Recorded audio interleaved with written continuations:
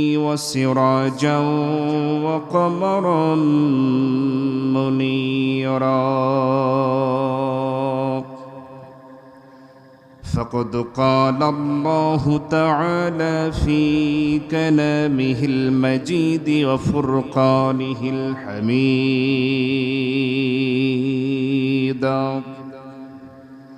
أعوذ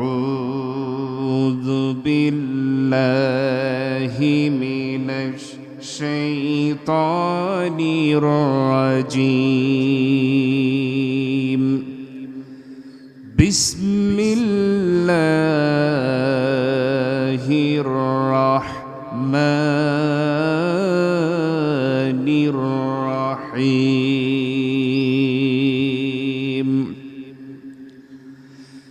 إنما المؤمنون الذين آمنوا بالله ورسوله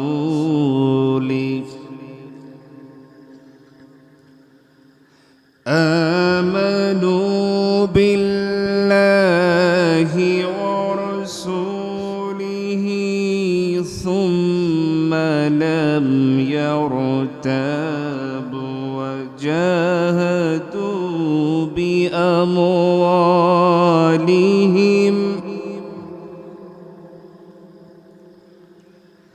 وجاهدوا بأموالهم وأنفسهم في سبيل الله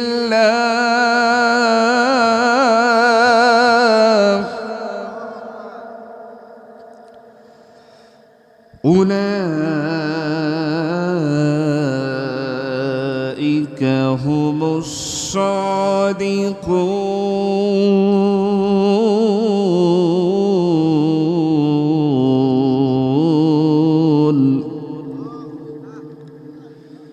الله أكبر. بسم الله الرحمن الرحيم.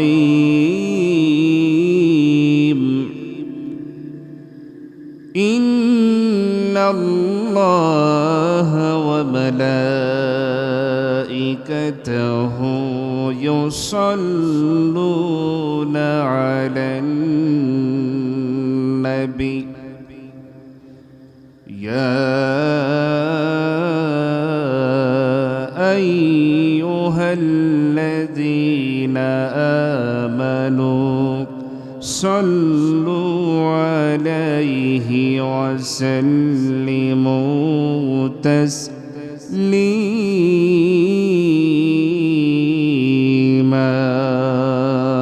اللهم صل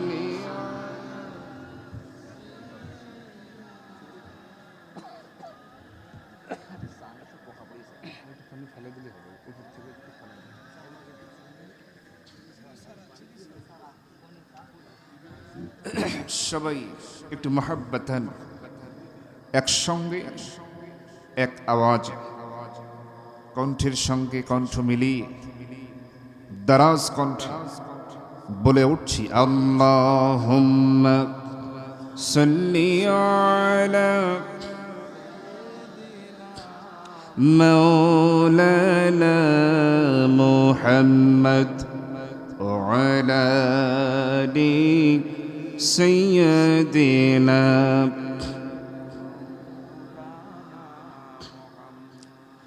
মুহাম্মদ একটি নামে এত প্রেমের ঢল, মুহাম্মদ একটি নামে এত প্রেমের ঢল, জগৎ জুড়ে ভালোবাসার,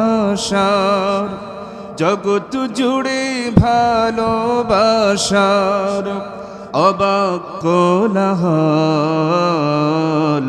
মুহাম্মদ একটি নামে এত প্রেমের ঢল। আল্লাহুম্মা সাল্লি আলা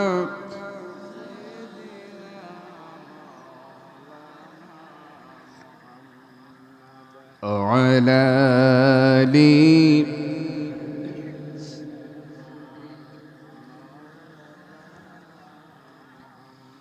সবাই বলুন বালাগাল উলা বিকামালিহি কাশাফাদ দুজা বিজামালিহি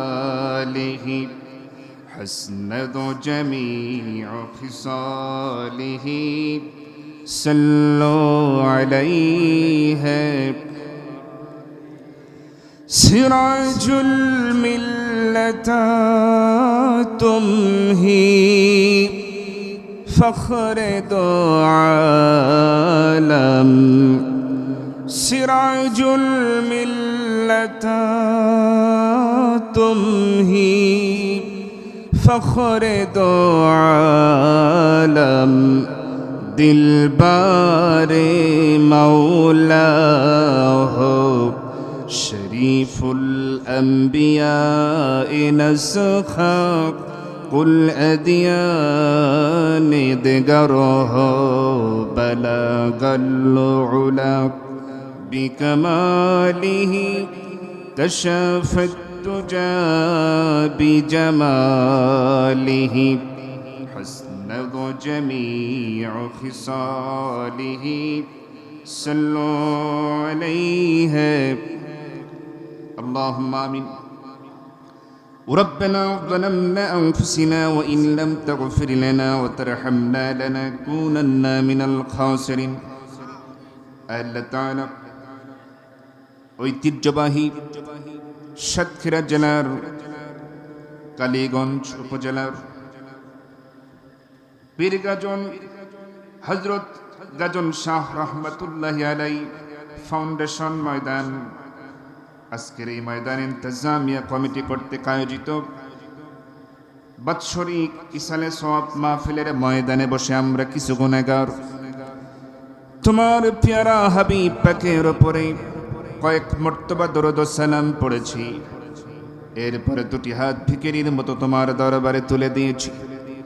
মেহেরবানি করে দরুদ ও সালাম টুকুন সোনার মদিনায় নবী পাকের রওজা মুবারকে পৌঁছায় দাও। तमाम বিশ্বের মাটির নিচে যত মুমিন মুমিনাত ছুঁয়ে আছেন তাদের আরওয়ার পরে সব পৌঁছায় দাও।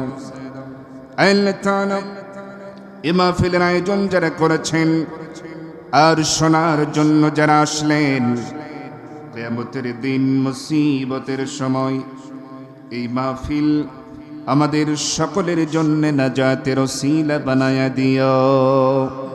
ইয়া রব करम तू अगर करे वो बातें ज़ुबान को जो दिल पर असर करे, तक़ब्बल मिन्ना इन्नका अंतस समीउल अलीम व तुब अलैना इन्नका अंतत तव्वाबुर रहीम।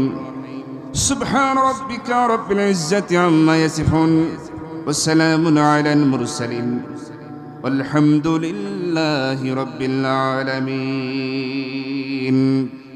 আলহামদুলিল্লাহ। দেশের সীমান্তবর্তী অঞ্চল, দেশের দক্ষিণ পশ্চিমাঞ্চল গুরুত্বপূর্ণ একটি জনপদ সাতক্ষীরা জেলার কালীগঞ্জ উপজেলার পীরগাজন হযরত গাজন শাহ রহমাতুল্লাহি আলাইহি ফাউন্ডেশন ময়দানে অনুষ্ঠিত হযরত গাজন শাহ রহমাতুল্লাহি আলাইহি ফাউন্ডেশনের উদ্যোগে আয়োজিত আজকের এই বাৎসরিক ইসালে সওয়াব মাহফিল 2026 মহতি আয়োজনের সম্মানিত সুযোগ্য শ্রদ্ধাভাজন সভাপতি জনাব এস.এম. আবুল বাশার পীরগাজন, তিনি কি আছেন? অসুস্থ। দোয়া করছি আল্লাহ পাক মাননীয় সভাপতি মহোদয়ের হায়াত এবং রিজকে আল্লাহ পাক বরকত দান করুন বলছে আমিন। আল্লাহ পাক তাকে সুস্থতা দান করুন বলছে আমিন। আজকের প্রোগ্রামের প্রধান অতিথি জনাব মুহাদ্দিস মুফতি হাফেজ রবিউল বাশার মাননীয় সংসদ সদস্য সাতক্ষীরা ৩, বিশেষ অতিথি জনাব এম আলিম আল রাজি যখন, চেয়ারম্যান 11 নং রতনপুর ইউনিয়ন পরিষদ, বিশেষ অতিথি জনাব মোহাম্মদ আবুল কালাম ইউপি সদস্য। এরপরে উপস্থিত আছেন আজকের প্রোগ্রামের আমন্ত্রিত উলামায়ে কেরাম ফাদালে ইসলাম, বিশেষ করে আমার পূর্বে যারা কথা বলেছেন প্রথিতযশা আলেমে দ্বীন, প্রবীণ দ্বীনের দায়ী, বিশেষ করে এই প্রোগ্রামের জন্য আমার সঙ্গে যিনি যোগাযোগ করেছেন প্রিয় হুজুর, প্রিয় ওস্তাজ, যারা অসংখ্য ছাত্র আজকে গোটা বাংলাদেশে ছড়িয়ে ছিটিয়ে আছে, এবং তিনি একটা সময় তার দারাজ কণ্ঠে কোরআনের বাণীগুলোকে বাংলাদেশে ছড়িয়ে দিয়েছেন, এখনো দিচ্ছেন। হযরতুল আল্লাম হযরত মাওলানা আলহাজ হযরত মাওলানা আবু বকর সিদ্দিক দামাত বারাকাতুহুম, সাবেক সুপার কাটুনিয়া সিদ্দিকিয়া দাখিল মাদ্রাসা, দোয়া করছি আল্লাহ পাক প্রিয় হুজুরের হায়াত এবং রিজকের মধ্যে বরকত দান করুন, বলছে আমিন। এরপরে কথা বলেছেন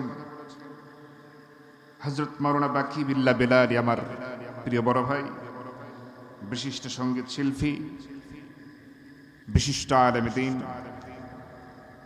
দ্বীনের দায়ী। আল্লাহ পাক তাকেও কোরআনের খাদেম হিসেবে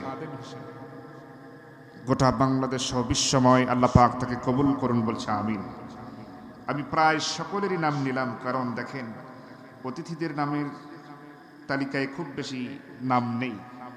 আমাদের উত্তরবঙ্গে যেটা হয়, আমি দেখেছি প্রায় সম্ভবত বছর 2 আগে, অতিথিদের নামের তালিকা দেখতে দেখতে মানে আমি হয়রান হয়ে গেছি, পেরেশান হয়ে গেছি।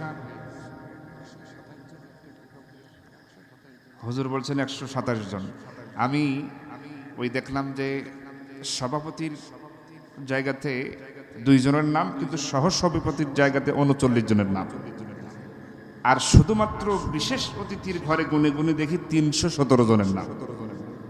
তো সবার নাম কি বলা সম্ভব বলেন? তা আসলে এটা উচিত না। আসলে যারা আল্লাহর সন্তুষ্টিকে সামনে রেখে কাজ করতে চায়, কাজ করে, তারা কিন্তু ওই নাম দিক বা না দিক এগুলো কিন্তু তারা পরোয়া করে, ঠিক কিনা? অনেক সমাজে অনেক মানুষ আছে কাজ করে যাচ্ছে পেছন থেকে, কিন্তু তারা কখনো এটা আশা করে না যে আমার নাম মানুষের মুখে মুখে থাকুক, সামনে থাকুক, এরকম আশা কিন্তু করে না। এরকম আছে না? নাই আছে। তো যাই হোক, মাশাআল্লাহ, পোস্টারের মান খুবই ভালো হয়েছে। এই পীরগাজন হযরত গাজন শাহ রহমাতুল্লাহি আলাইহি ফাউন্ডেশন কর্তৃপক্ষকে আমার পক্ষ থেকে আন্তরিক ধন্যবাদ জ্ঞাপন করছি, এমন একটি সুন্দর লিফলেট তৈরি করার জন্য। সম্মানিত হাজিরিন, সেই সাথে আমন্ত্রিত সকল অতিথিবৃন্দ, আমার সামনে উপস্থিত অত্র অঞ্চলের কাছে ও দূরের, আমার অত্যন্ত হৃদয় তাওহীদের পতাকাবাহী, কালেমার ঝান্ডাবাহী, দিন ইসলামের নরসারেদুল প্রিয় দ্বীনি মুজাহিদ ভাইরা, পর্দায় আছেন এলাকার সম্মানিত মা ও বোনেরা, আলোচনার সূচনায় আনুষ্ঠানিকতার মধ্য দিয়ে আমি আবার আমার পক্ষ থেকে ভক্তিপূর্ণ সালাম পেশ করছি। আসসালামু আলাইকুম ওয়া রাহমাতুল্লাহি ওয়া বারাকাতুহু। আমি একটু জানতে চাচ্ছি সকলে কেমন আছেন? সকলে ভালো আছেন? ভালো রাখার মালিককে, মন্দ রাখার মালিক। সকল অবস্থায় বান্দার শুকরিয়া আদায় করবে কার? আসুন আগে ওই আল্লাহর শুকরিয়া আদায় করি যে মহান তাবারক ওয়া তাআলা প্রতিকূল আবহাওয়াকে অনুকূলে এনে দিয়ে এরকম একটা পরিবেশ করে দিয়েছেন বসার জন্য, কোরআন শোনার জন্য, এবং রাতের বিশ্রামকে পরিত্যাগ করে, ঘুমকে মাইনাস করে শুধুমাত্র কোরআনের আকর্ষণে। কিসের আকর্ষণে বলেন তো? কোরআনের আকর্ষণে নিজেদের জীবনের গুনাহ মাফের আশায় জান্নাতের এই বাগানে আমরা বসতে পেরেছি। যে মহান তাবারক ওয়া তাআলা কবুল করলেন, ওই আল্লাহর জন্য বলছি আলহামদুলিল্লাহ। আর একটাবার বলছি আলহামদুলিল্লাহ। বলছি রব্বানা লাকাল হামদ হামদান কাসীরান তাইয়িবান মুবারাকান ফীহি ইয়া রাব্বি লাকাল হামদু কামা ইয়ানবাগি লিজালালি ওয়াজহিকা ওয়া আযীমি সুলতানিক। আমরা আল্লাহ তাআলার প্রশংসা আদায় করে নিলাম। এরপর বিশ্ব নবীজির প্রতি দরুদ ও সালাম পাঠিয়ে দিচ্ছি, বলছি সাল্লাল্লাহু আলাইহি ওয়াসাল্লাম। সম্মানিত হাজিরিন, আমরা এখানে এসেছি কার কালাম শোনার জন্য? আল্লাহর কালাম শুনতে এসেছি। একটা কোরআন একটু ভালো হতো। আল্লাহর কালাম শুনতে এসেছি। আচ্ছা, আমি দেখতে পাচ্ছি যে মাঝখানে মোটামুটি ভালোই একটা গ্যাপ দেখা যাচ্ছে। এর কারণ কি? ওখানে কি কাদা আছে? মানে বসার পরিবেশ নাই, এই তো? নিচে মনে সমস্যা আছে না? ও আচ্ছা, ঠিক আছে, তাহলে অসুবিধা নেই। তো যাই হোক, যে যেখানে আছেন মোটামুটি ভাবে বসতে পেরেছেন তো? এই যে এই কষ্ট, মানে কষ্ট যত বেশি সওয়াব তত কে দিবেন? আল্লাহ পাক দিবেন। তো আমরা আল্লাহর কালাম শুনতে এসেছি। হয়তো অনেকে খেয়াল করেছেন, আমি কোরআনে কারীম থেকে 49 নম্বর সূরা সূরাতুল হুজরাতের 15 নম্বর আয়াতে কারিমা তেলাওয়াত করেছি। কত নম্বর সূরা বললাম? 49। সূরাটার নাম সূরাতুল হুজরাত। 15 নম্বর আয়াতে কারিমা তেলাওয়াত করেছি। এর উপর ভিত্তি করেই কিছু কথা বলার চেষ্টা করব। আল্লাহ পাক যেন আমাকে আমলের নিয়তে বলার, আপনাকেও যেন আমলের নিয়তে শোনার তৌফিক দান করেন, বলছে আমিন। আসলে এই কালাম, আল্লাহর কালাম, এই যে হুজুর কত বছর হলো কোরআনের বাণী মানুষের কাছে ছড়িয়ে দিচ্ছেন, এটা কি ছড়িয়ে দিয়ে ব্যাখ্যা করে এ কোরআন বলে কি আসলে শেষ করা যাবে? এটা কি শেষ করার জিনিস? এ মহাসমুদ্র কি কেউ বলে লিখে শেষ করতে পারবে? কিয়ামত পর্যন্ত পারবে কেউ? আমার পক্ষে সম্ভব নয়। যতটুকু সম্ভব হয় বলার চেষ্টা করুন। আল্লাহ রাব্বুল আলামিন বলছেন, قُل لَّوْ كَانَ الْبَحْرُ مِدَادًا لِّكَلِمَاتِ رَبِّي لَنَفِدَ الْبَحْرُ قَبْلَ أَن تَنفَدَ كَلِمَاتُ رَبِّي وَلَوْ جِئْنَا بِمِثْلِهِ مَدَدًا। আল্লাহ রাব্বুল আলামিন বলেন, तमाम দুনিয়ার সমস্ত সমুদ্র আর মহাসমুদ্রের পানিগুলো যদি একত্রিত করে কালি বানানো হয়, আর তাই দিয়ে যদি আমার এই কালামের ব্যাখ্যা লেখা যদি শুরু হয়ে যায়, লিখতে লিখতে সমস্ত সাগর মহাসাগরের পানিগুলি ফুরিয়ে যাবে, আমার এই কালামের ব্যাখ্যা লেখা কোনোদিন শেষ হবে না, কোনোদিন শেষ হবে না, কেউ পারবে না। এই বিশাল আযীম কিতাব আল্লাহ পাক আমাকে আপনাকে দান করেছেন। এটা হচ্ছে মানব জাতির জন্য হেদায়েত, শুধু মানুষের জন্য না। আরেকটা জাতি আল্লাহ সৃষ্টি করছেন, কারা বলেন তো? জিন। ওমা খলাকতুল জিন্না ওয়াল ইনসা ইল্লা মানুষ এবং জিন উভয়কে আল্লাহ পাক গোলামি করার জন্য, দাসত্ব করার জন্য তৈরি করেছেন। এখন জেনের সামনে পড়ছেন কারা? এখানে পড়ছেন কেউ? জেনের সাথে সাক্ষাৎ হয়েছে কারো? হয় নাই। কিন্তু জেন বিশ্বাস হয় কি হয় না? জেন যে আছে বিশ্বাস হয় তো? কেউ যদি জেন বিশ্বাস না করে ঈমান কি থাকবে? বলেন। কোরআনে কারিমে একটা সূরাই আছে যার নাম কি? সূরা জিন।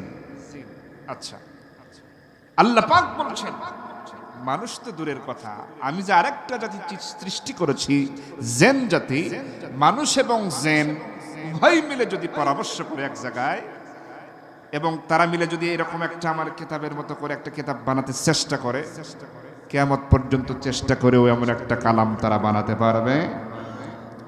আল্লাহ রাব্বুল আলামিন তাও বলে দিচ্ছেন, قل إن اجتمعت الجن والإنس على أن يأتوا بمثل هذا القرآن لا يأتون بمثله ولو كان بعضهم لبعض ظهيرا।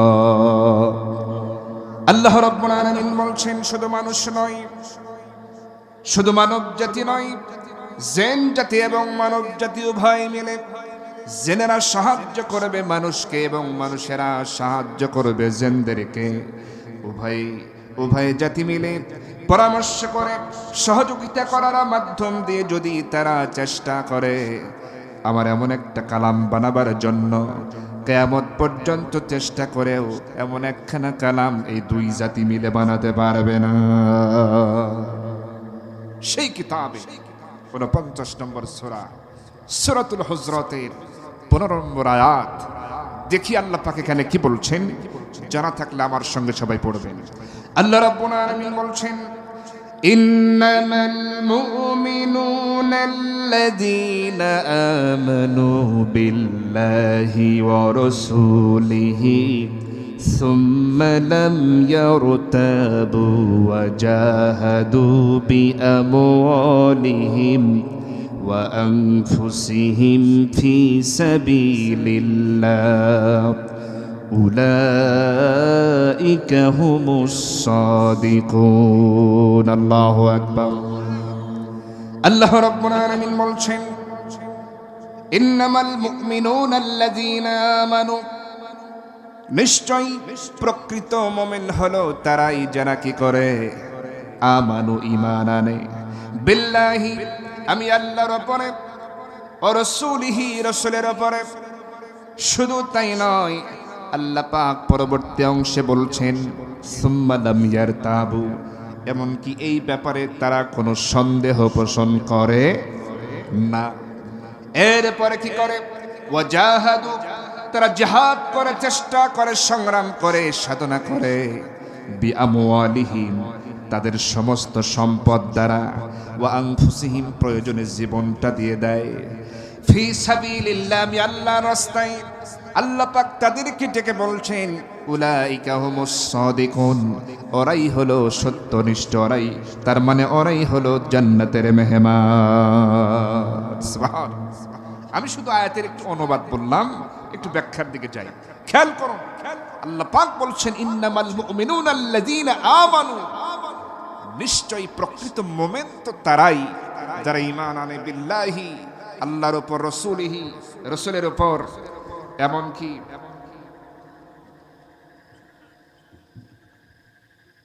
এরপরে ঈমান আনার পরে তারা কি করে না, সুম্মা লাম ইয়ারতাবু, অতঃপর তারা কোনো সন্দেহ পোষণ করে। আচ্ছা, এখানে আমরা যারা আছি, ঠিক না বলেন, আমরা আল্লাহ, নবী, ফেরেশতা এগুলো বিশ্বাস করি কিনা? একসময় মৃত্যুবরণ করতে হবে, এটা কাফের, মুশরিক, বেঈমান, ঈমানদার সবাই বিশ্বাস করে যে মরা লাগবে। মৃত্যুর পরে কবরের জিন্দেগিতে যা ঘটবে এটা আমরা বিশ্বাস করি কিনা? এবং আখিরাত বলে একটা কথা আছে আমাদের ভিতরে, সেই বিশ্বাস আছে না নাই? হিসাব নিকাশ হবে, বেহেশত দোজখ আছে, পুলসিরাত আছে, আরো কত কি ঘটনা ঘটবে, এই সব কিছু আমরা বিশ্বাস করি কিনা? কেউ যদি কোনো একটার ব্যাপারে সামান্যতম সন্দেহ করে, তার কি ঈমান থাকবে? আল্লাহ বলছেন, প্রকৃত মুমিন তো তারা যারা ঈমান আনার পরে বিন্দু পরিমাণ সন্দেহ করে। আমার বন্ধুগণ, আল্লাহ রাব্বুল আলামিন আমার নবীজিকে যেই সময়টাতে মক্কা নগরে পাঠালেন, নবুয়ত প্রদান করলেন, সে সময় নবীজি তো মানুষকে ঈমানদার বানিয়েছেন, মানুষকে যে জান্নাতের রাস্তায় তুলেছেন তা তো কেবল আখিরাতকে স্মরণ করিয়ে দিয়েছেন। জাহান্নামের ভয়, আল্লাহর ভয় দেখাচ্ছেন, মানুষ সেগুলোকে বিশ্বাস করে নিয়েছে এবং ঈমানদার হয়ে গেছে, ঈমান গ্রহণ করে নিয়েছে। এবং এর মধ্যে গরিব শ্রেণীর লোক যারা, তারাই বেশি সাড়া দিয়েছে। সুবহানাল্লাহ বলেন। ধনীরা বিশেষ করে মক্কার প্রভাবশালী নেতৃত্বস্থানীয় যারা, তারা কখনো ঈমান তো আনেই নাই, বরং আমার নবীজির সমস্ত কর্মকাণ্ডকে তারা বরদাস্ত করতে না পেরে তারা কি করলো? নবীজির বিরুদ্ধে নানা ষড়যন্ত্র করলো। এর মধ্যে মক্কার কুরাইশ নেতাদের মধ্যে একজন বড় লিডার, যার নাম হলো আস ইবনে ওয়াইল। কি নাম বলেন তো? আস ইবনে ওয়াইল। একেবারে আবু জেহেলের সারির যত নেতা আছে ওই মাপের নেতা। সে চিন্তা করলো, আরে মুহাম্মদ বিন আব্দুল্লাহ কি শুরু করেছে? মিথ্যা কথা, মিথ্যা বানোয়াট গল্প কাহিনী করে। কিসের পরকাল, কিসের মানুষকে আবার জিন্দা করা হবে, কিসের আবার হিসাব নিকাশ, এ সমস্ত স্বপ্ন দেখায়া মিথ্যা গল্প বলে মানুষকে ধোঁকা দিয়ে তার দল ভারী করতেছে। একটাই সুযোগ পেয়েছি, মুহাম্মদ বিন আব্দুল্লাহকে অপমান করার রাস্তা পেয়ে গেছে। এই চিন্তা করতেছে হলো কাফের নেতা আস ইবনে ওয়াইল। এবার সে কি করল? নবীজিকে অপমান করার জন্য, অপদস্থ করার জন্য কোথা থেকে যেন একটা মরা মানুষের কঙ্কাল সে হাজিরি করে ফেলল। খুব খেয়াল করে, মরা মানুষের কঙ্কাল দেখছেন কিনা আপনারা? মাথার খুলি থেকে সবই আছে, পা পর্যন্ত শুধু হাড়গুলো সবই আছে, ঠিক, শুধু মাংস নাই, গোশত নাই। কথা বলেন ঠিক কিনা? সরাসরি হয়তো আমরা দেখি নাই, বিভিন্ন হসপিটালের ডাক্তারদের চেম্বারে কোনো কোনো সময় দেখতে পাওয়া যায়, অথবা ক্যালেন্ডারের পাতায় এই মরা মানুষের কঙ্কালের ছবি দেখা যায় মাঝে মাঝে, ঠিক কিনা বলেন? এই আস ইবনে ওয়াইল কোথা থেকে যেন একেবারে মরা মানুষের কঙ্কালটা হাজিরি করে নিয়ে এসে মনে মনে ভাবতেছে, এবার আমি মুহাম্মদ বিন আব্দুল্লাহকে এমন ভাবে অপমান করব, অপদস্থ করব, উত্তর দিতে পারবে না, জবাব দিতে পারবে না। এই মনে করি সেই কঙ্কালটা হাতে নিয়ে এমন ভাবে সে আমার নবীজির ওই আসার রাস্তা পথের মধ্যে দাঁড়িয়ে থাকে যে নবীজি আসলেই অবশ্যই তার সঙ্গে সাক্ষাৎ করে এরপরে রাস্তা দিয়ে যেতে হবে, এটাই একমাত্র রাস্তা। এজন্য আস ইবনে ওয়াইল অপেক্ষায় থাকলো কখন মুহাম্মদ বিন আব্দুল্লাহ আসে। কিছুক্ষণ যখন সময় পেরিয়ে গেল, আমার নবীজি দিনের কাজ সেরে ওই পথ দিয়ে, ওই রাস্তা দিয়ে আসতেছেন। আস ইবনে ওয়াইল নজর করে দেখি আমার নবীজি ওই রাস্তা দিয়ে আসতেছেন। আস ইবনে ওয়াইল এবার যখন দেখলো, হ্যাঁ এই তো মুহাম্মদ বিন আব্দুল্লাহ, ওই তো দেখা যায় আসতেছে, আগে আসুক কাছাকাছি। এবার যখন নবীজি তার নিকটে চলে আসলো, আস ইবনে ওয়াইল একেবারে নবীজির সামনে গিয়ে দাঁড়ায়া বলতেছে, দাঁড়াও মুহাম্মদ বিন আব্দুল্লাহ, তোমার সঙ্গে আমার কিছু কথা আছে, তোমার সময় হবে নাকি? নবীজি বলতেছেন, আপনি হলেন মক্কার কুরাইশদের প্রভাবশালী নেতাদের মধ্যে একজন, আপনি আর আপনি রাস্তায় দাঁড়িয়ে আছেন, আমার সঙ্গে কথা বলবেন, আর আমি কি এমন হয়ে গেছি যে আপনি কথা বলতে চেয়েছেন আর আমি কথা বলবো না? এমনটা হতে পারে না। আমি মুহাম্মদ বিন আব্দুল্লাহ আপনার জন্য অবশ্যই সময় দেব, যতক্ষণ ইচ্ছা ততক্ষণ আপনার সঙ্গে আমি সময় দিতে রাজি আছি, কথা বলতে রাজি আছি। আপনি বলেন, আমি প্রস্তুত আছি শোনার জন্য। আস ইবনে ওয়াইল বলেন, তাহলে মুহাম্মদ বিন আব্দুল্লাহ রে, আমি তোমার সামনে যা করব তুমি শুধু চেয়ে চেয়ে দেখবে, আর আমি প্রশ্ন করলেই শুধুমাত্র তুমি জবাবটা দেবে। নবীজি বললেন, হ্যাঁ ঠিক আছে, তাই হবে। এবার আস ইবনে ওয়াইল এই কঙ্কালটাকে নবীজির সামনে একেবারে ওই পাথরের পাহাড়িয়া, ওই একটা পাথরের উপরে কঙ্কালটাকে শোয়া দিল। একটু দূর থেকে বড় একটা ওজনের পাথর হাতের মধ্যে নিয়ে এসে নবীজির সামনে বলতেছে, আস ইবনে ওয়াইল বলতেছে, তোমার সামনে যে শোয়া দিলাম এটা বুঝতেই পারছো, এটা কি? কয় হ্যাঁ, এটা তো দেখাই যাচ্ছে একটা মৃত মানুষের কঙ্কাল, তোমার হাতের মধ্যে তো হলো একটা পাথর, আমি তো দেখতেই পাচ্ছি। এরপরে কি? এবার আস ইবনে ওয়াইল বলতেছে, তাহলে শোনো, তুমি শুধু দেখতে থাকো আমি কি করি। এই বলে সজরি দুই হাত উঁচু করে এই ওজনওয়ালা পাহাড়িয়া এই পাথরের খণ্ড দিয়ে এমন সজোরে আঘাত হানা শুরু করে দেয়, এই মৃত মানুষের কঙ্কালের হাড়গুলো আগাতে আগাতে চূর্ণ বিচূর্ণ হয়ে যায়, একেবারে গুঁড়া গুঁড়া হয়ে যাচ্ছে, মাটির সঙ্গে পিষে যাচ্ছে। এবার আস ইবনে ওয়াইল বলে, মুহাম্মদ বিন আব্দুল্লাহ রে, তুমি তো মানুষকে স্বপ্ন দেখাও যে মৃত্যুবরণ করার পরে আবার তারে জিন্দা করা হবে, আবার তাকে হাড় বানানো হবে, গোশত বানানো হবে, জিন্দা করবে, আবার নাকি হিসাব নিকাশ আছে, বেহেশতে তো যোগ আছে, এইগুলো তুমি বলে বেড়াও শুনেছি।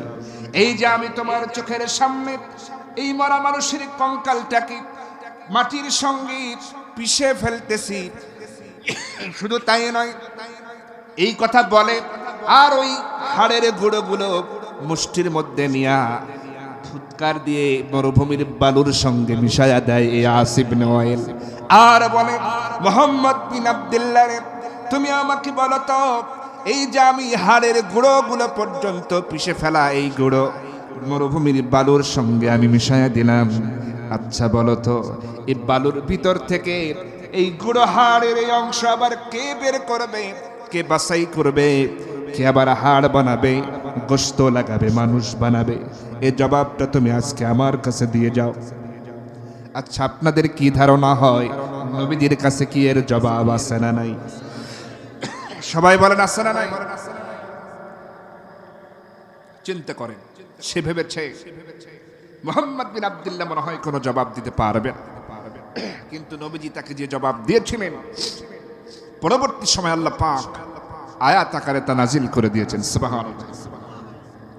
আল্লাহ রাব্বুল আলামিন আয়াত নাজিল করেছিলেন, কাইফা তাকফুরুনা বিল্লাহি ওয়া কুনতুম আমওয়াতান ফাআহইয়াকুম সুম্মা ইউমীতুকুম সুম্মা ইউহয়ীকুম সুম্মা ইলাইহি তুরজাউন। আল্লাহু আকবার।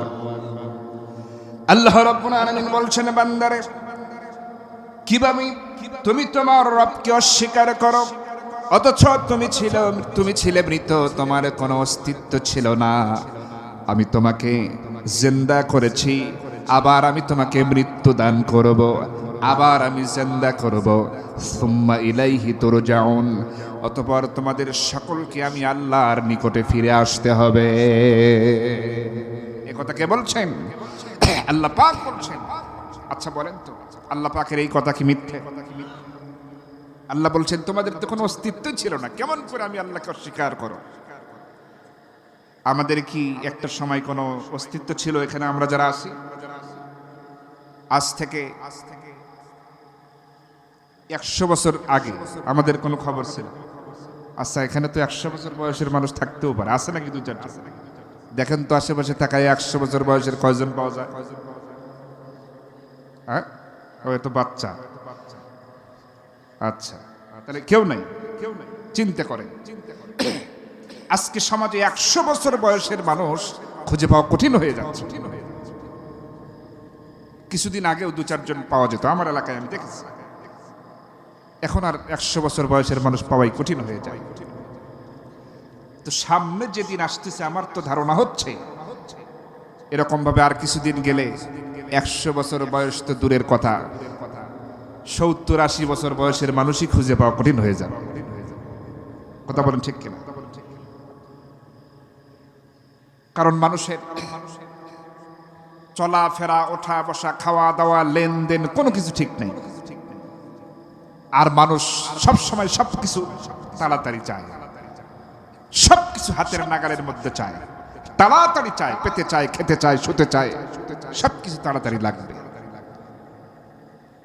এই যে আপনার সাতক্ষীরার তো আম বাগান আছে না অনেক জায়গায়, হিমসাগর, আরো কি কি নাম আছে আমের, গোবিন্দভোগ, আরো অনেক সুন্দর সুন্দর আমাদের অঞ্চলে কিন্তু এই আমগুলো যায়, খুব সুস্বাদু, আপনাদের প্রশংসা আছে। ছোটবেলায় দেখতাম বড় বড় আম গাছগুলোতে আম ধরতো, যে গাছের বয়স 5 বছর, 7 বছর, 10 বছর, কোনো সময় ধরতো, কোনো সময় ধরতো না। জ্যৈষ্ঠ মাসে শ্যামগুলো খেতাম, অনুষ্ঠান হতো। এই যে এত বড় বয়সের একটা গাছে আম ধরতো, অপেক্ষায় থাকা লাগতো। মানুষ দেখলো যে এত সময় আছে নাকি, তাড়াতাড়ি কেমনে খাওয়া যায়, পাওয়া যায়, সেই ব্যবস্থা করা লাগবে। এর জন্য একটা পদ্ধতি বের করলো, কলম পদ্ধতি। আপনারা কি বলেন?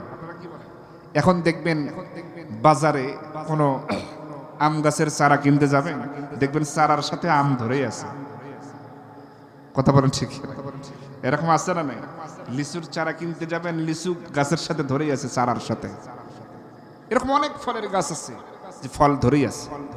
মানুষ তাড়াতাড়ি চায়। একটা দেশি মুরগি ছোটবেলায় দেখতাম 6 মাস, 8 মাস, 1 বছর অথবা তার বেশি লালিত পালিত করে সেটাকে জবাই করে সুন্দর করে সুস্বাদু ময় রান্না, এরপরে ভোজন খাওয়া, কত তৃপ্তি। মানুষের এত দেরি সহ্য হলো না। আর 1 বছর 6 মাস সময় আছে, তাড়াতাড়ি কেমনে পাওয়া যায়, মুরগির গোশত বের করো। এরপরে পোল্ট্রি অভিযান শুরু, যেটা 1 মাসেই। আমি তো শুনেছি যে 1 মাসও লাগে না, ওই 25, 26, 27 দিন এর মধ্যেই হয়। চিন্তা করছেন? তো অবস্থাটা হয়েছে এই মানুষ এই যে তাড়াতাড়ি চাই, তাড়াতাড়ি খেতে চাই, পেতে চাই, অবস্থাটা হয়েছে এমন। পোল্ট্রি মুরগি যেমন অতিরিক্ত তাপমাত্রা সহ্য করতে না পারে স্টক করে মরে, মানুষের অবস্থা হয়েছে এমন। মানুষও একটা সময় এরকম স্টক করে আর মরে। কথা বলেন ঠিক? এরকম হচ্ছে। তো 100 বছর বয়সের মানুষ আপনি কেমনে খুঁজে পাবেন? আল্লাহ পাক বলছেন, তোমাদের অস্তিত্ব ছিল না, আমি অস্তিত্ব দিয়েছি। তোমরা ছিলে মৃত, আমি জিন্দা করেছি, আবার আমি তোমাদেরকে মৃত্যু দেব। এই ব্যাপারে আমাদের সন্দেহ আছে? সুম্মালাম ইয়ারতাবু, এই ব্যাপারে কোনো সন্দেহ থাকা চলবে? মৃত্যুবরণ করার সাথে সাথে কোথায় রাখা হবে? কবরে। ওই আসিফ ওয়াইলের কথা তো মিথ্যে না, ঠিক আছে, যে সব কিছু তো মিশে যাবে, এই হয়ে গেল, সেই হয়ে গেল। কিন্তু আল্লাহ যে এগুলো বের করবেন, করতে পারেন, এই বিশ্বাসটার ভিতরে নাই। আমার বন্ধুগণ, বাবাজি, কবরে যখন রাখা হবে, মাত্র 6 দিন যেতে না যেতেই আমার আপনার এই হাতের আঙ্গুলগুলো খুলে খুলে পড়বে। শুধু তাই নয়, 9 দিন যেতে না যেতেই শরীরের লোমকূপগুলো, চুলগুলো খুলে খুলে পড়বে। 17 দিন বয়স যখন হয়ে যাবে, পেটটা ফেটে যাবে, পেটের মধ্যে পোকার জন্ম হবে আগের থেকে। এরপরে কবির ভাষায়, শিল্পীর কণ্ঠে কত সুন্দর করে তারা লিখেছেন, বলেছেন, 6 দিন পরে নখ খসে যাবে, 9 দিন পরে চুল, কবর গাহের সামান নিতে কইরো না কেউ ভুল।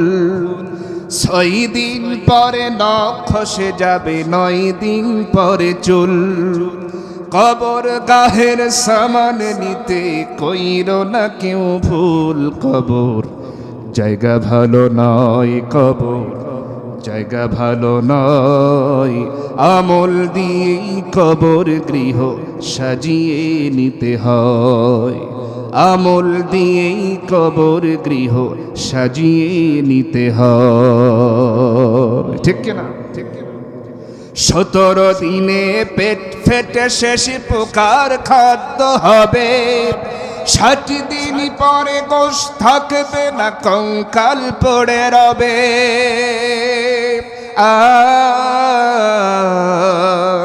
ও ও 17 দিনে পেট ফেটে শেষ পোকার খাদ্য হবে, 60 দিন পরে গোশ থাকবে না, কঙ্কাল পড়ে রবে।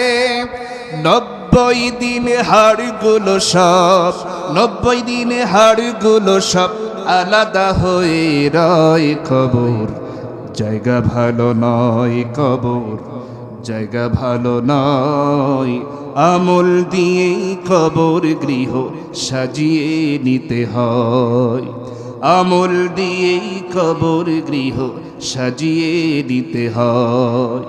6 দিন পরে নখ খসে যাবে, 9 দিন পরে চুল, কবর গাহের সামান নিতে কইরো না কেউ ভুল। কবর জায়গা ভালো নয়, কবর জায়গা ভালো নয়, আমল দিয়েই কবর গৃহ সাজিয়ে নিতে হয়, আমল দিয়েই কবর গৃহ সাজিয়ে নিতে হয়। ঠিক না বাঠি? সেই কবরের জিন্দেগিতে যা ঘটবে এই ব্যাপারে আমাদের কোনো সন্দেহ থাকা চলবে। আমার বন্ধুগণ, আল্লাহ রাব্বুল আলামিন এজন্যই বলছেন প্রকৃত মুমিন তো তারাই ঈমান আনার পরে কোনো সন্দেহ পোষণ করে না, আর তাদের ঈমানটা হবে এমন মজবুত, এমন মজবুত তাদের ঈমানটা হয়ে যাবে। ওয়াজাহাদু, জিহাদ করার ব্যাপারে, সংগ্রাম করার ব্যাপারে তারা কখনো আল্লাহ ছাড়া দুনিয়ার কাউকে আর এক বিন্দু পরিমাণ ভয় পাবে না। ঈমানদার তো তারাই, প্রকৃত মুমিন তো তারাই, যতই বিপদ মুসিবত তাদের উপরে আসুক না কেন একমাত্র আল্লাহর উপরে তারা ভরসা করবেন, দুনিয়ার কারো উপরে ভরসা তারা করবেন না। দুনিয়ার কোন শক্তির সামনে তারা কখনো মাথা নত করে না। আমার ভাইরা, প্রকৃত ঈমানের উদাহরণ আপনাদের সামনে একটু দিতে চাই। একজন সাহাবীর কথা বলবো, যেই সাহাবী সাধারণ কোন সাহাবী নয়, আল্লাহ পাক দুনিয়াতে যার জন্য জান্নাতের সুসংবাদ প্রদান করেছিলেন তিনি আর কেউ নয়, তিনি হলেন হযরতে আবু উবাইদা ইবনুল জাররাহ রাদিয়াল্লাহু তাআলা। সুবহানাল্লাহ বলেন। যুদ্ধ শুরু হয়ে গেছে, বদরের যুদ্ধ, ইসলামের সর্বপ্রথম রক্তক্ষয়ী সংঘর্ষ ঈমানদার এবং কাফেরদের মধ্যে। তাও আবার ঈমানদারেরা এবং কাফেরেরা সম্পর্কের দিক থেকে অনেকে তাদের আপনজন, রক্তের একদম কাছের লোক, ঈমান আনার কারণে তাদের কাছ থেকে সম্পর্ক ছিন্ন হয়ে গেছে। যারা ঈমান আনে নাই তারা হলো আল্লাহর দুশমন, ঈমান যারা এনেছে তারা হলো আল্লাহর গোলাম, আল্লাহর বন্ধু। এবার দুই দলে বিভক্ত হয়ে গেল সম্পর্ক, কিন্তু অনেকের কারো বাবা, কারো চাচা, কারো মামা, কারো খালু, বন্ধু বান্ধব। এরকম ভাবে বদরের যুদ্ধ হলো একেবারেই দ্বিতীয় হিজরি রমজান মাসে। যুদ্ধ যখন শুরু হবে আমার নবীজি সাহাবীদের বললেন, সাহাবীরা রে শোনো, আমি তো হঠাৎ করে যুদ্ধের খবর পেলাম, তারা তো রওনা করে দিয়েছে অলরেডি। আমি খবর পেয়েছি এই কুরাইশদের ভিতরে যারা আসতেছে লড়াই করার জন্যে অনেকেই তোমাদের রক্তের সম্পর্কের আত্মীয় স্বজন আছে, তোমরা কি তাদের সাথে লড়াই করতে রাজি আছো নাকি? সাহাবীরা বলতেছেন, ইয়া রাসূলুল্লাহ, এটা আপনি কি কথা বলছেন? আমাদের রক্তের সম্পর্কের আত্মীয় হোক আর যাই হোক না কেন, কেন লড়াই করব না? আমরা তো দিনকে বিজয়ী করার জন্য, ইসলামকে বিজয়ী করার জন্য আল্লাহ এবং আল্লাহ রাসূলের যে কোনো নির্দেশকে আমরা ফলো করব, মেনে নেব, এটাই তো আমাদের ঈমানের পরিচয়। আপনি যা বলবেন আমরা তাই করব। আমাদের তরবারির সামনে ইসলামের বিরুদ্ধাচরণ করতে আসা, ইসলামের দুশমনি করতে আসা, আপনাকে হত্যা করতে আসা যেই তরবারি হোক না কেন, সেই তরবারি ধারণকারী যদি আমার প্রতিবেশী হয়, যদি আমার গ্রামের লোক হয়, যদি আমার গোত্রের লোক হয়, যদি আমার পরিবারের লোক হয়, ভাই হয়, চাচা হয়, বাবাও হয়, প্রয়োজনে আমার তরবারি, আমাদের তরবারি তাদের ওই সমস্ত ইসলামের দুশমনি করতে আসা নিজের রক্তের সম্পর্কের বাবার সামনে প্রয়োজনে এই তরবারি কথা বলবে। আমার ভাইরা, এই সাহাবীদের ঈমান দুর্বল না মজবুত? আমার বন্ধুগণ, নবীজি খুশি হয়ে গেলেন, বললেন তাহলে শোনো সাহাবীরা, আমি আগে তোমাদের ভিতর থেকে সৈন্য বাছাই করে নিতে চাই। নবীজি বাছাই করা শুরু করে দিলেন। অনেকেই এই বদরের যুদ্ধে চান্স পেলেন না। নবীজি বাছাই করতে করতে 311 জনকে বাছাই করে ফেললেন। কতজন বলেন? 311 জন বাছাই হয়ে গেছে। ঘটনা আপনারা অনেকে জানেন। এর মধ্যে একজন মহিলা, একজন নারী, মদিনার, নাম হলো হযরতে আফরা রাদিয়াল্লাহু তাআলা আনহা। তার সন্তান ছিল হলো 3টা। কয়টা বলেন? একজন হলো মাআজ, আরেকজন হলো মুআওয়িজ, আরেকজন হলো আওফ। এই হলো 3 জন সন্তান। কিন্তু হযরতে আওফ রাদিয়াল্লাহু তাআলা আনহু তিনি হচ্ছেন দুগ্ধপোষ্য শিশু। কেবলই তিনি দুগ্ধ পান করেন, এখনো বুকের দুগ্ধ পান করেন, এত ছোট বয়স। আর মুআজ এবং মুআওয়িজ মোটামুটি সাবালক হয়েছে, কাছাকাছি বয়সের 2 জন।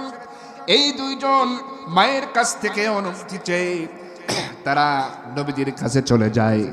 নবীজি তাদের, এই ব্যাপারে অনেক ঘটনা ঘটে যায়, আপনারা সকলে জানেন, আমি বিস্তারিত বলবো না। তারাও চান্স পেয়ে গেল। তাহলে এই 311 আর এই 2 জন মিলে কত হলো? 313 জন হয়ে গেল। যুদ্ধের ময়দানে নবীজি রওনা হওয়ার পূর্বে বললেন, সাহাবীরা তোমরা একটা কাজ করো, তোমরা তোমাদের সমস্ত চেহারাটাকে পাগড়ি দিয়ে পেঁচায়া পেঁচায়া একেবারে ঢেকে ফেলবা, শুধু চোখ দুটো বের করে রাখবা। কারণ আমি তোমাদের কি অস্ত্র শস্ত্র দিতে পারি নাই, লোহার হেলমেট দিতে পারি নাই, যা দিয়ে তোমরা মাথাটা ঢাকবে, চেহারাটা লুকাবে, আমি তা করতে পারি নাই। সুতরাং তোমরা কি করো, তোমাদের ওই চেহারাটাকে এমন ভাবে লম্বা পাগড়ি দিয়া পেঁচায়া পেঁচায়া ঢেকে ফেলবে, যাতে করে ওই যুদ্ধ করতে আসা কুরাইশদের মধ্য থেকে তোমাদের কোন আপনজন যদি তোমার সামনে পড়ে যায়, তোমার চেহারা যেন দেখতে না পারে। দেখলে তো চিনে ফেলবে, যুদ্ধের ব্যাঘাত ঘটে যাবে, ইসলাম ক্ষতিগ্রস্ত হতে পারে। এই জন্য চেহারাটা ঢেকে ফেলার জন্য পাগড়ি পরিধান করো, লম্বা পাগড়িগুলো তোমরা ব্যবহার করো। সাহাবীরা তাই করলেন। এর মধ্যে একজন হযরত আবু উবাইদা রাদিয়াল্লাহু তাআলা আনহু, তিনিও তাই করলেন। মাথা থেকে গলার নিচ পর্যন্ত চেহারাটা ঢেকে ফেললেন, পাগড়ি দিয়ে পেঁচায়া পেঁচায়া এমন ভাবে ঢাকলেন, শুধু চোখ দুটো বের করে রাখলেন। আপনারা হয়তো দেখে থাকবেন টেলিভিশনের খবরগুলো যখন দেখতে যান, ওই যে আফগান সেনাবাহিনীর সৈন্যদের অনেকে দেখা যায়, ফোর্স, যাদের লম্বা পাগড়ি পরিধান করে চেহারা কিন্তু ঢাকা, শুধু চোখ বের করা। দেখছেন নাকি কখনো? হিজবুল্লাহ, এরকম আরো যারা আছে, এই সমস্ত সৈন্যরা চেহারা সমস্ত ঢাকা, পাগড়ি দিয়ে লম্বা পাগড়ি পরিধান করা, অনেকটা ওই কায়দার। নবীজি বললেন, এইভাবে করে কৌশল করো। হযরত আবু উবাইদা ইবনুল জাররা রাদিয়াল্লাহু তাআলা আনহু তাই করলেন।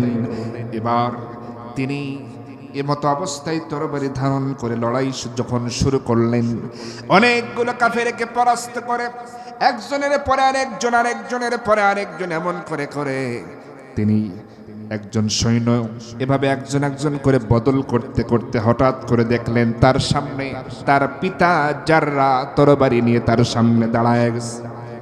হযরত আবু উবাইদা রাদিয়াল্লাহু তাআলা আনহু চমকে উঠলেন। আহারে, এই বদরের প্রান্তরে আমার জন্মদাতা পিতা জাররা এসেছে আবু জেহেলের সঙ্গে, ইসলামকে দুনিয়া থেকে মুছে ফেলার নিয়তে, নবীজিকে হত্যা করার জন্য এসেছে। আহারে, আমি কি করব, কি করা উচিত? প্রথম পর্যায়ে তাৎক্ষণিক কোনো সিদ্ধান্ত নিতে পারলেন না। সঙ্গে সঙ্গে সেখান থেকে সরে পড়লেন। ভাবলেন, বাবার সঙ্গে কেমনে আমি লড়াই করি? যদিও আমার চেহারা ঢাকা, আমার বাবা তো আমাকে দেখে চিনতে পারে নাই, কিন্তু আমি তো চিনেছি, কেমনে তার সাথে লড়াই করি? এই মনে করে সরে পড়লেন। যখনই আরেকজন কাফেরের সঙ্গে লড়াই করা শুরু করে দিয়েছেন, এবার হযরত আবু উবাইদা রাদিয়াল্লাহু তাআলা আনহুর বিবেক তারে নাড়া দিচ্ছে, প্রশ্ন করছে, কে আবু উবাইদা, এটা কি তোমার ঠিক হলো নাকি, উচিত হলো নাকি? আরে আবু উবাইদা, তুমি এটা কি করলে? এটা তো যুদ্ধের ময়দান, তুমি তরবারি ধারণ করেছো আল্লাহর দ্বীনের পক্ষে, আর তোমার পিতা এসেছে আল্লাহর দ্বীনের বিরুদ্ধে, সে কিন্তু সুযোগ পেলে নবীজিকে হত্যা করে ফেলবে যদি একটাবার সুযোগ পেয়ে যায়। তোমার এইরকম সিদ্ধান্তহীনতার কারণে, তোমার এমন ভূমিকার কারণে যদি তোমার পিতার দ্বারা নবীজি আক্রান্ত হয়ে যায়, ক্ষতিগ্রস্ত হয়ে যায়, ইসলাম যদি ক্ষতিগ্রস্ত হয়ে যায়, আবু উবাইদারে কিয়ামতের ময়দানে তুমি আল্লাহর সামনে তুমি কোন মুখ নিয়ে দাঁড়াবে রে আবু উবাইদা? তার বিবেক তার এরকম নাড়া দিচ্ছে। এর ভিতরে এমন বিবেক আছে না? যখনই কোনো কাজ করতে যাবেন আপনার বিবেক আপনারে বলবে এটা ভালো না খারাপ, এটা অনুভব করার শক্তি এই বিবেকের আছে। যখন কোনো অন্যায় করতে যাবেন আপনার বিবেক ঠিকই বলবে এটা করিস না, এটা কিন্তু অন্যায়, এটা করা ঠিক না। বিবেক কিন্তু এটা বলে দেয়, কথা বলেন ঠিক কিনা? তারপরেও মানুষ করে ফেলে। এইরকম ভাবে হযরত আবু উবাইদা রাদিয়াল্লাহু তাআলা আনহু তিনি ভাবলেন, হ্যাঁ তাই তো, আমার ঈমান তো প্রশ্নবিদ্ধ হয়ে গেল। যেই দিন থেকে আমি জানতে পেরেছি নবীজি বলেছেন লা ইউমিনু আহাদুকুম হাত্তা কুনা হাব্বা ইলাইহি মিন ওয়ালিদিহি ওয়া ওয়ালাদিহি ওয়ান নাসি আজমাইন।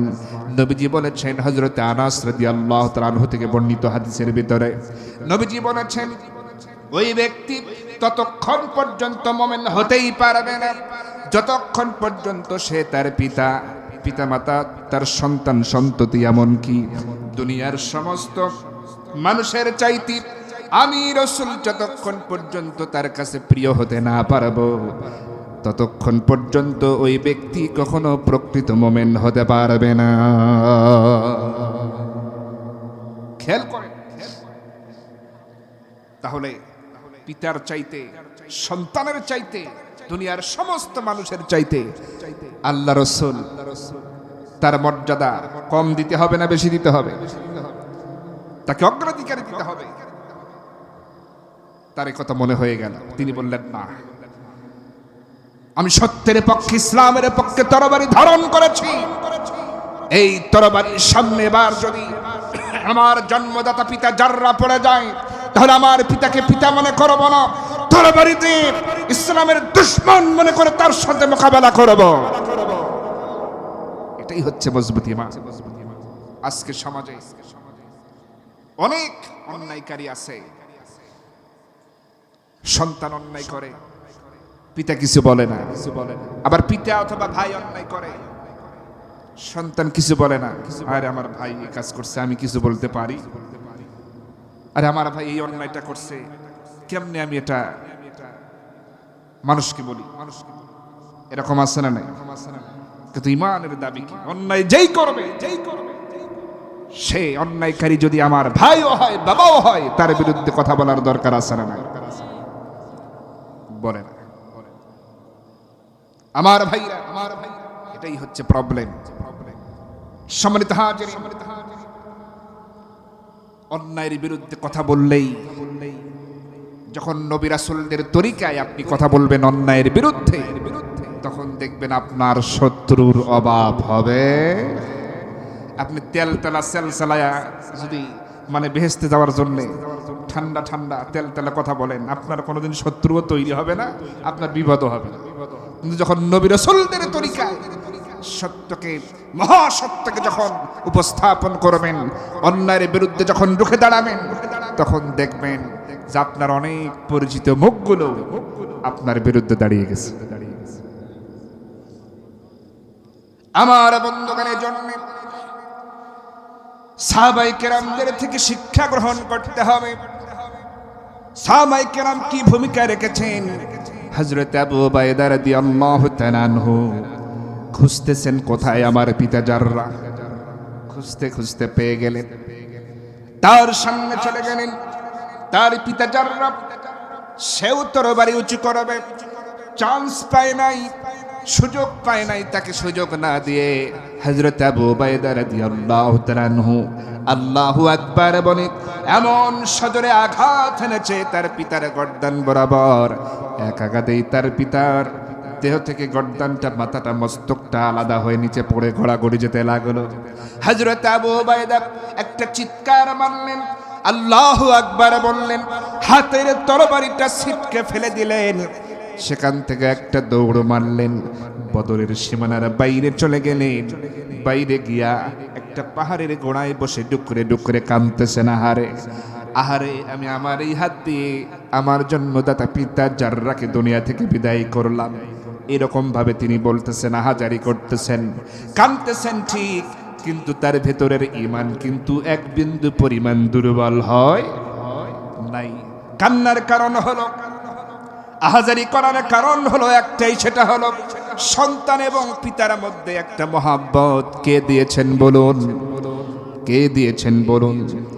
পিতা যদি কাফের হয় তার সাথে ভালো আচরণ করার কথা কে বলেছেন?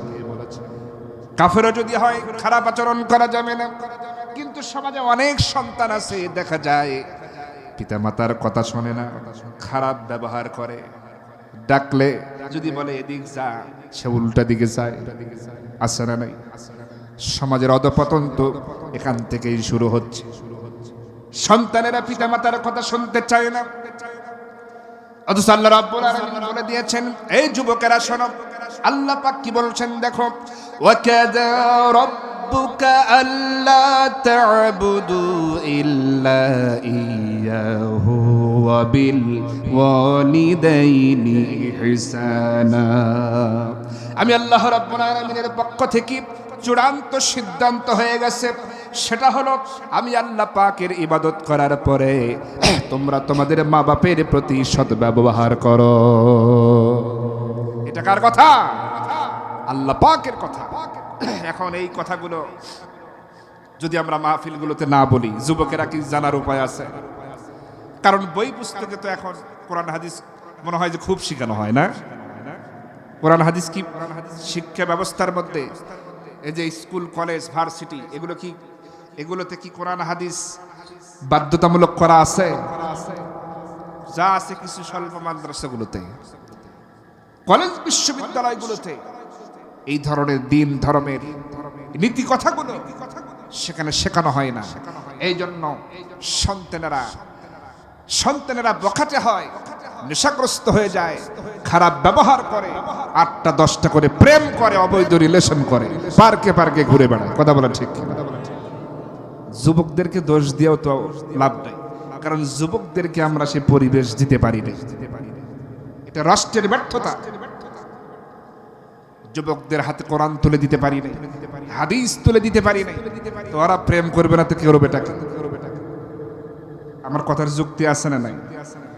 তাদেরকে দিন শিখাতে পারি না, এটা রাষ্ট্রের ব্যর্থতা। এই জন্য একটা রাষ্ট্র ব্যবস্থা কোরআন হাদিস দিয়ে যতক্ষণ পর্যন্ত ঢেলে সাজানো না যাবে, ততক্ষণ পর্যন্ত যত আইন করা হোক না কেন, ওই সমাজে কোনোদিন শান্তি আসতে পারে না। কথা বলেন ঠিক?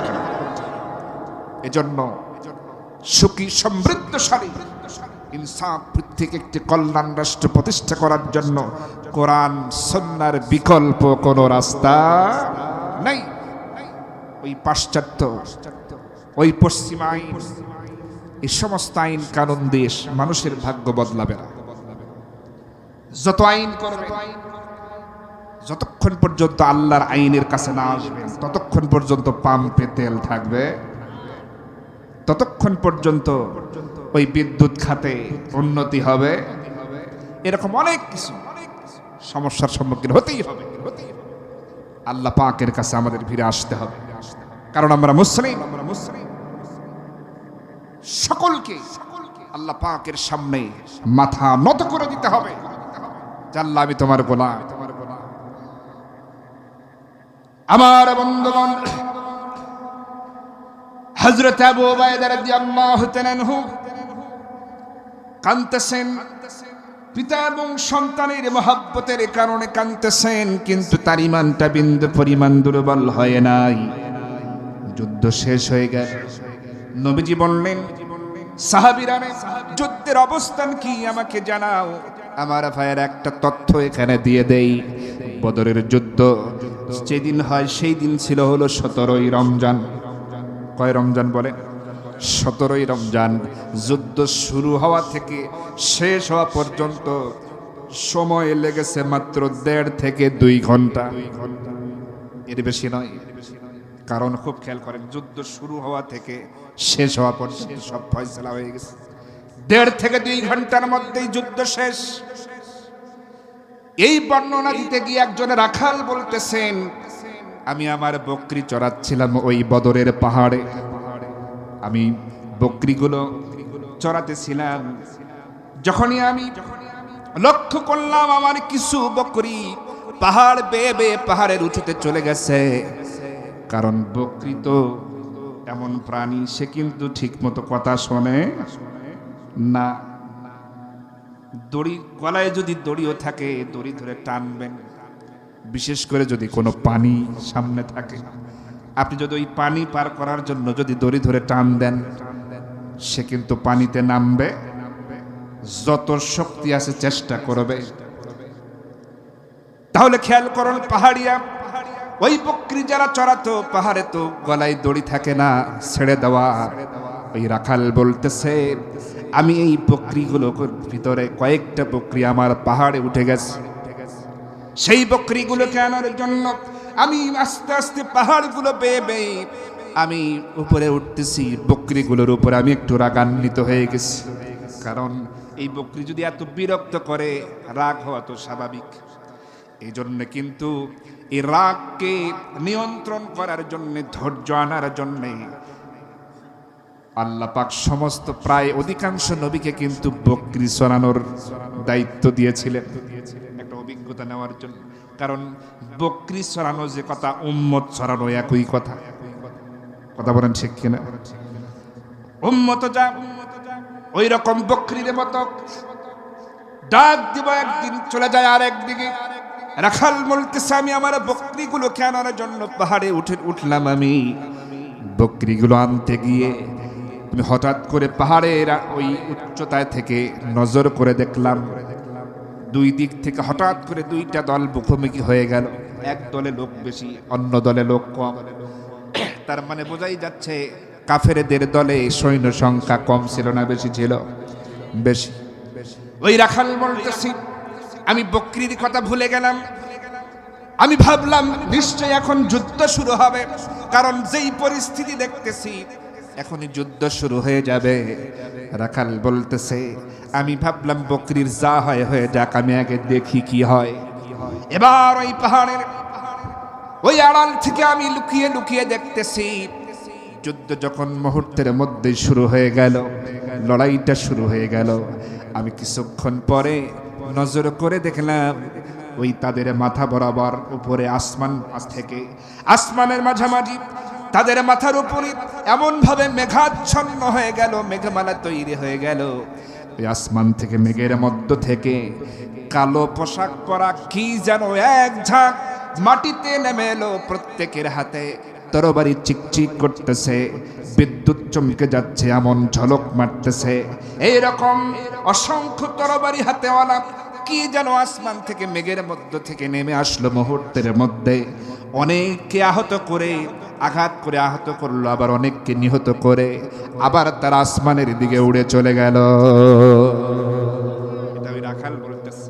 আচ্ছা বলেন তো, যারা আসমান থেকে নামলো আবার চলে গেল, তারা কারা? সবাই বলেন। আহারে, এজন্যই তো আল্লাহ পাক বলেছেন, ইন্নাল্লাযীনা ক্বালু রাব্বুনাল্লাহ সুম্মা ইসতাকামু তাতানাজ্জালু আলাইহিমুল মালায়েকা আল্লা তাখাফু ওয়া লা তাহজানু ওয়া আবশিরু বিল জান্নাহ। আল্লাহ রাব্বুল আলামিন বলছেন, ইন্নাল্লাযীনা ক্বালু রাব্বুনাল্লাহ, নিশ্চয় যারা বলবে আমার রব হলো আল্লাহ, সুম্মা ইসতাকামু, এরপরে এর উপরে তারা অটল থাকবে। তাদের উপরে যা হয়ে যাবে যাক, কিন্তু তারা নড়চড় হবে না। আল্লাহ পাক বলছেন, সুম্মা ইসতাকামু তাতানাজ্জালু আলাইহিমুল মালায়েকা, আমি তাদের উপরে আসমান থেকে ফেরেশতা নাজিল করে দেই। সুবহান। তাহলে এই বদরে ফেরেশতা নাজিল করে দিয়েছেন কে? আহারে, কোরআনের পাখি আল্লামা দেলাওয়ার হোসেন সাইদির ওয়াজের মধ্যে শুনতাম, তিনি কত সুন্দর করে কবির ভাষায় এই যুদ্ধের বর্ণনা দিতে গিয়া কবির ভাষায় সেই কয়েকটা লাইন বলতেন। কত সুন্দর সুমধুর কণ্ঠে তিনি বলতেন, হেজায়ে বদর पैदा कुन फरिश्ते तेरी नसरत को हुदर सकते गर्दो से कतर अंदर कतारत ही। सुबहानाल्लाह। ওই বদরের প্রান্তরে আল্লাহ রাব্বুল আলামিন মুজাহিদদেরকে ইমানদারদেরকে সাহায্য করার জন্য, বিজয়ী করার জন্য আসমান থেকে কাতারে কাতারে ফেরেশতা নাজিল করে দিয়েছে। সুবহানাল্লাহ। তাহলে এর মধ্যেই যুদ্ধ শেষ হয়ে গেল। আবু জেহেল সহ বেশ কয়েকজন কাফের নেতা, কুরাইশ নেতা দুনিয়া থেকে বিদায় হয়ে গেল। নবীজি বললেন, যুদ্ধের ফলাফল আমারে জানাও। সাহাবীরা বললেন, ইয়া রাসূলুল্লাহ, কাফেরদের 70 জন নিহত, 70 জনকে বন্দী করেছি, আর আমাদের 14 জন সাহাবী মুজাহিদ শাহাদাত বরণ করেছে। ইয়া রাসূলুল্লাহ, আপনি অবাক হবেন, যাদেরকে বন্দী করেছি এই বন্দীদের মধ্যে আপনার মেয়ের জামাই আছে, এমনকি আপনার আপন চাচা আব্বাস, সেও বন্দী হয়ে গেছে। সেও আসছে লড়াই করতে আপনার ক্ষতি করার জন্য। হযরত আব্বাসের নিয়ত এটা ছিল না যে তার তরবারির সামনে নবী মুহাম্মদ পড়বে আর তারে আঘাত করবে, এটা তার মনে ছিল না। কিন্তু অন্যভাবে সে ক্ষতি করত, অন্যদের সাথে লড়াই করত, এটা তার নিয়ত। কিন্তু সেও ধরা পড়েছে। সে শুধু ধরা পড়েছে এমন নয়, এই বদরের প্রান্তরে আসার ব্যাপারে তার ভূমিকা ছিল এমন। আবু জেহেল যখন পরামর্শ বৈঠক ডেকেছে, বলল, আব্বাস 1000 সৈন্য নিয়ে যে আমরা রওনা করছি, খরচ তো অনেক, তুমি কি দেবে বলো। এবার হযরত আব্বাস বলছেন, আবু জেহেল যাও, এই 1000 সৈন্য শুধু 1000 সৈন্য নয়, এদের সঙ্গে যে ঘোড়াগুলো আছে, উটগুলো থাকবে, এর সঙ্গে যা যা থাকবে, এই সকলের 10 দিনের যত খরচ হবে আমি আব্বাস সব গ্রহণ করে নিলাম। নাউজুবিল্লাহ। কারণ টাকার তো অভাব নাই, কারণ আব্বাসের তখন ছিল হলো সুদের রমরমা কারবার। নাউজুবিল্লাহ বলেন। এটা কিন্তু ওই জাহালাতের সময়, ইসলাম তো এখনো সে কবুল করে নাই। জাহিলিয়াতে সুদের কারবার ছিল কিনা বলেন। হযরত আব্বাসের সুদের কারবার, রমরমা ব্যবসা, আবু জেহেলদেরও তাই, সবারই। এখন সেই সুদ মনে হয় বা আজকের সমাজে নাই নাকি? এই এখনো আছে, এই সাতক্ষীরায় আছে। কয় কি চিন্তা করছেন? এই সুদের ব্যাপারে আল্লাহ পাক কি কথা বলেছে?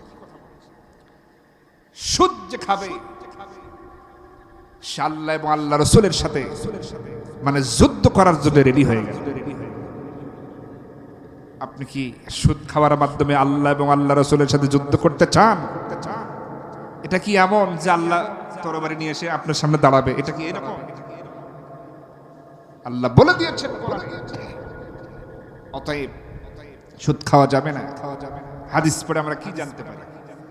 সবচাইতে ছোট গুনাহ যেটি, নিজের মাকে বিবাহের প্রস্তাব দেওয়ার মতো, বিবাহ প্রস্তাব দেওয়ার মতো নিকৃষ্ট গুনাহের কাজ এই সুদ ভক্ষণ করা। এরপরেও খাবেন, এরপরেও দিবেন, সুদ খাবেন না, সুদের সাক্ষীও হবেন না। অনেকে আছে সরল সোজা মানুষ, সমাজে বিভিন্ন কিস্তি মিস্তি ওঠানোর জন্য ভালো মানুষের ধরে নিয়ে কয় একটা সই দেয়। ওই লোকটা সরল মানুষ, দেই একটা সই, কিস্তি তো আর আমার দেওয়া লাগবে না। দিলেন না ঠিক আছে, কিন্তু সাক্ষী তো হলেন। কথা বলেন ঠিক কিনা?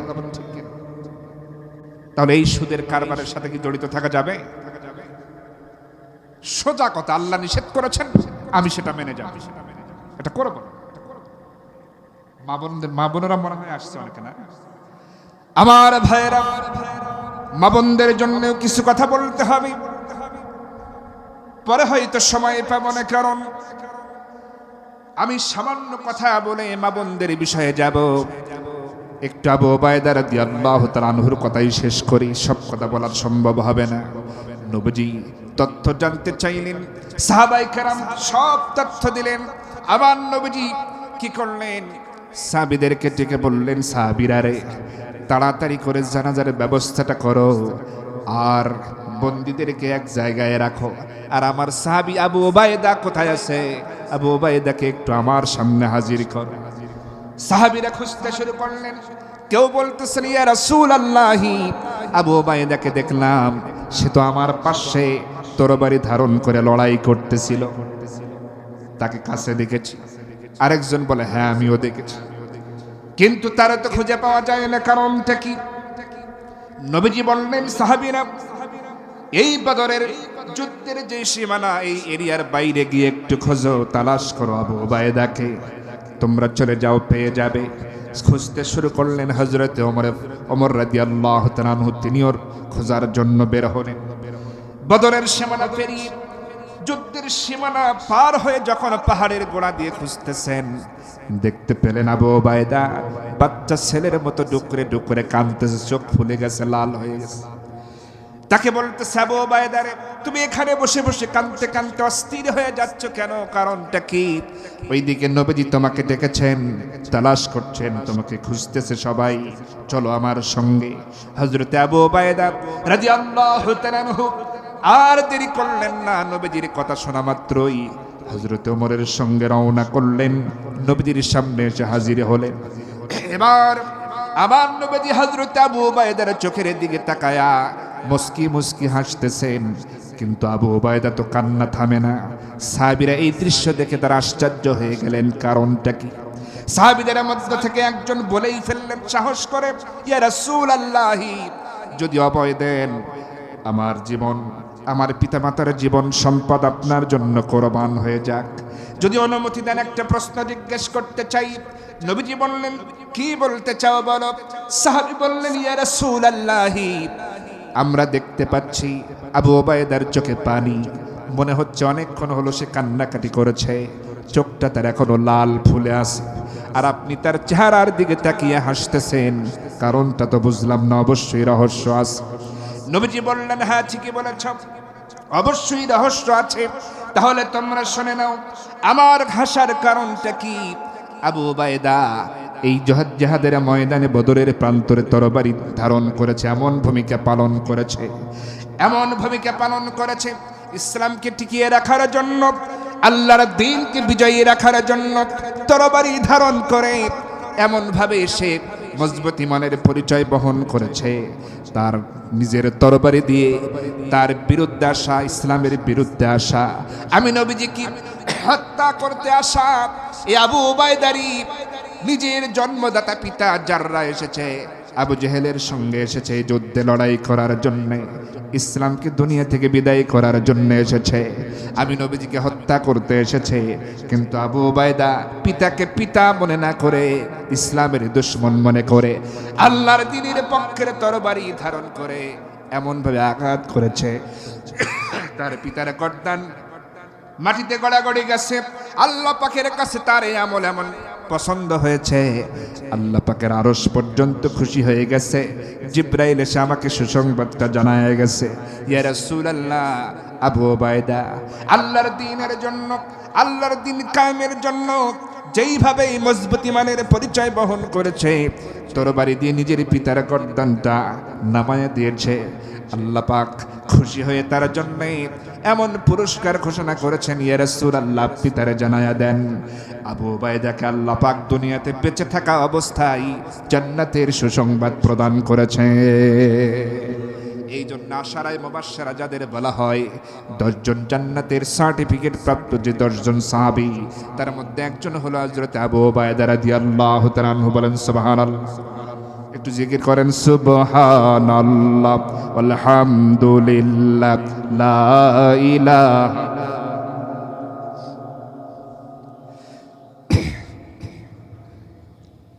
লা ইলাহা লা ইলাহা ইল্লাল্লাহু মুহাম্মাদুর রাসূলুল্লাহ সাল্লাল্লাহু। এজন্য আমাদেরকে সিদ্ধান্ত নিতে হবে, আমরা ইসলামের পক্ষে থাকব, আল্লাহর দ্বীনের পক্ষে থাকব, আল্লাহ রাসূলের পক্ষে থাকব।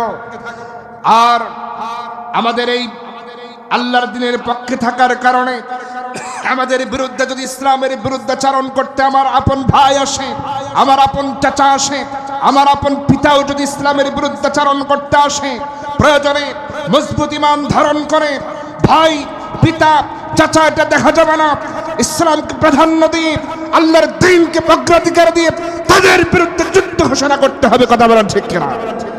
এটাই হচ্ছে প্রকৃতি ঈমানের দাবি। আমার ভাইরা, শুধু যে পুরুষদেরকে জান্নাতের সুসংবাদ দেওয়া হয়েছে এমনটা নয়, নারীদের ব্যাপারেও জান্নাতের ফয়সালা আছে না নাই?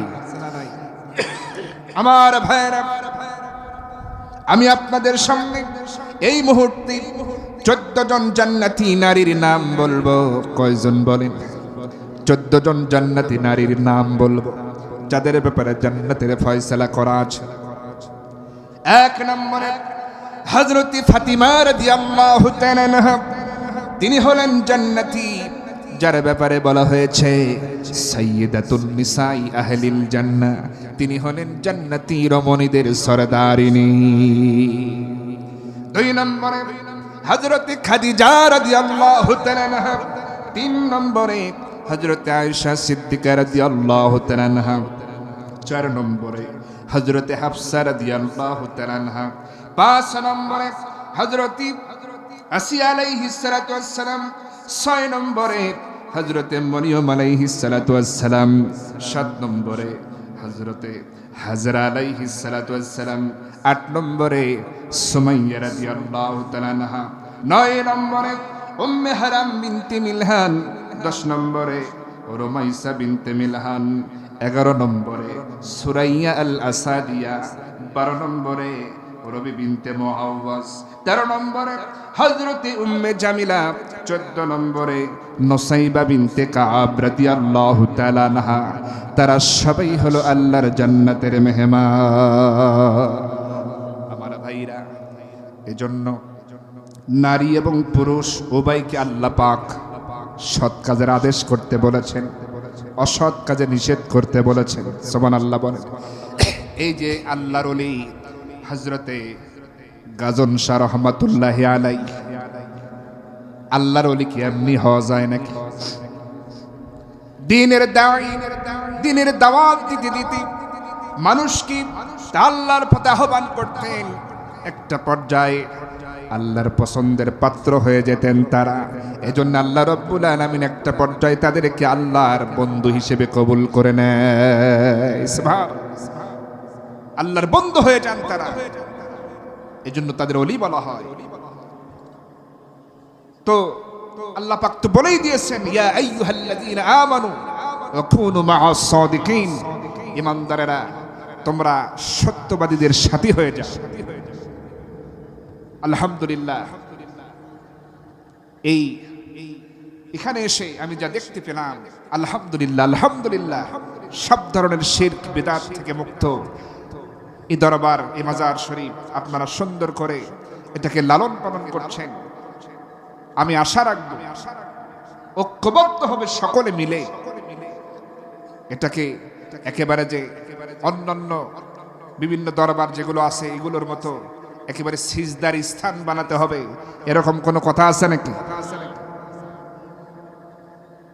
আপনি যান জান্নাতুল বাকি, সেখানে যান, কোন সাহাবীর কোথাও কোনো কিছু টের পাবেন না। সবার কবরের উপর একটা করে পাথর বসে, আমি নিজের চোখে দেখেছি। অতএব এই বিষয়গুলোকে খেয়াল করতে হবে। সম্মানিত হাজির, আমাদেরকে প্রকৃত মুমিন হতে হবে। ওয়াজাহাদু বিআমওয়ালিহিম ওয়া আনফুসিহিম ফি সাবিলিল্লাহ, চেষ্টা করতে হবে, সংগ্রাম করতে হবে, সম্পদ দ্বারা আমাদের প্রয়োজনে জীবন দিতে হবে আল্লাহর রাস্তায়। আল্লাহ বলছেন উলাইকা হুমুস সাদিকুন, ওরাই হচ্ছে সত্যনিষ্ঠ। আমরা সেই সত্যনিষ্ঠ হতে চাই কি চাই না? সবাই বলেন চাই কি চাই না? যুবক ভাইরা, বহু হারাম রিলেশন করেছো, জড়িয়েছো, আর রিলেশনে জড়ানো যাবে না, ফিরে আসতে হবে। এই যুবক ভাইদের মাঝে মাঝে শোনা যায় এক একটা যুবকের 8-10টা পর্যন্ত গার্লফ্রেন্ড থাকে। এগুলো কি আর রাখা যাবে? এগুলো করা যাবে? কোরআন হাদিস বেশি বেশি পড়তে হবে।